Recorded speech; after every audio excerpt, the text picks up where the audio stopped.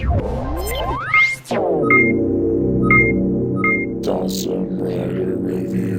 YouTube, Dawson Ryder here with my review of S.H.Figuarts Metagarurumon, original designer's version. So, I'm actually pretty happy to have this guy. I passed on the original release of him by mistake, actually. There's two purchases I regret not doing for Digimon, which was this one, which was an accident, and then Black War Greymon, which I just passed on thinking it would be cheaper on the aftermarket, and then he became rare as hell.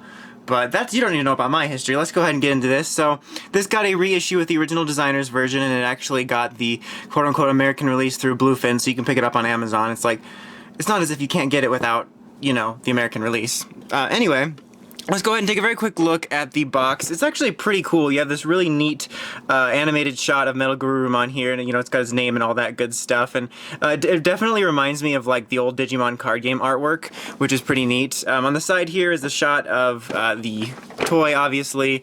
Another shot of the toy here. And then on the back it has that cool shot yet again with a background shot of the toy, and that kind of shows you some of the stuff you can do with them with his optional effect parts and whatnot, and also that light is not included. And then, of course, you know, you got the numbers and warning, choking hazard, don't try to eat Metagarurumon, all that fun stuff. So overall, pretty neat.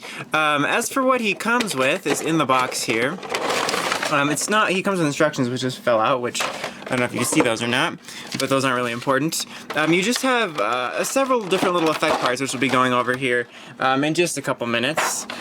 These are the little, like, booster wings for here. This is a Metal Wolf Claw? Yeah, this is like Metal Wolf Claw blaster attack, and then this little cannon will go on his chest. But we'll set that aside for now to take a look at him. And as you can see, he looks pretty cool. I think he's a really good looking figure. He's a pretty unique figure. I think I was gonna say he's the first four-legged figure art I've had, but Venusaur actually was mine. So it's still a unique figure art to have when you're used to buying pretty much all humanoids, and then to have, you know, an animal like that. But still, I think he looks pretty good.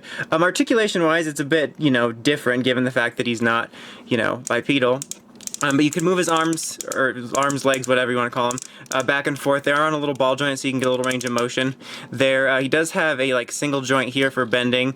His foot is on a nice ball joint, which is nice, and he actually does have a bit of that toe bendy joint as well. Same for the back legs here. So you can get him in some sort of poses, but it's not something like, you know, even with the articulation, you can't get quite as dynamic as different things as humanoid characters. He does have articulation here at his chest and waist, so you can get a little bit different movements there as well, which is nice.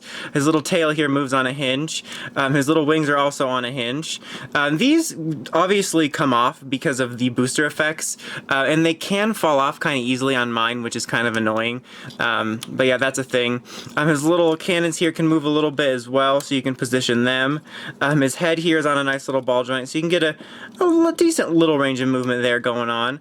You can move his head up and down, and you can also open his mouth, so which is going to be pretty obvious for the effect part, but also just for non-effects. But yeah, pretty well articulated for what he's supposed to be. No really loose joint problems. Like I said, the only loose problem I have here is with the little wings that come off, because they're supposed to, but I guess the joint's just not quite tight enough to deal with that. But yeah, other than that, it's a pretty solid figure. I really don't have any problems with it. I think it looks really good. It's got a really nice paint job on it. The head sculpt's pretty accurate. It's very well animated. It definitely brings him to life. It's got a nice shine to it, both in the gold areas and for his armor areas here. I think it looks pretty nice. I'm pretty pleased with it overall. Alright, so now let's just take a very quick look at the various swappable pieces. So like I said, these come off very easily. I barely have to pull, and then I'm like, ugh! So those are kind of annoying when they come off easily. But then you can just switch them out right here for these little booster effects, which looks pretty cool, and it's very easy to deal with. And then you have his little Metal Wolf Claw blaster attack, which right here there is like a little peg slat there, and on the top of the roof of his mouth, I don't know if the camera can pick it up, you can see it I think, there's a little area for that to slide into, so you have to put it in there. You kind of have to be, I guess careful, because these are kind of sharp and they're a little bit, I don't want to say brittle, but they're pointy and thin enough that you definitely don't want to break them, but you just kind of slash it in up there, and it works nicely. It stays in there good. You don't have to worry about it falling out. It looks pretty cool. It's a pretty unique way of doing it. Just be careful with, try not to break these off. I've had a couple different of these little effect pieces over the years break off for various reasons. just because they're so, you know, thin. Look, he's got little boosters on his feet. Okay, now here for the cannon piece, it's pretty simple. There's a chest piece right here.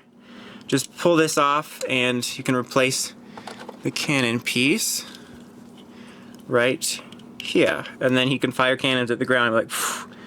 So that's neat. I'm just gonna switch it back though because, I don't know, I just prefer to, it just seems pointless. Now I can't get it to swap around in my hand.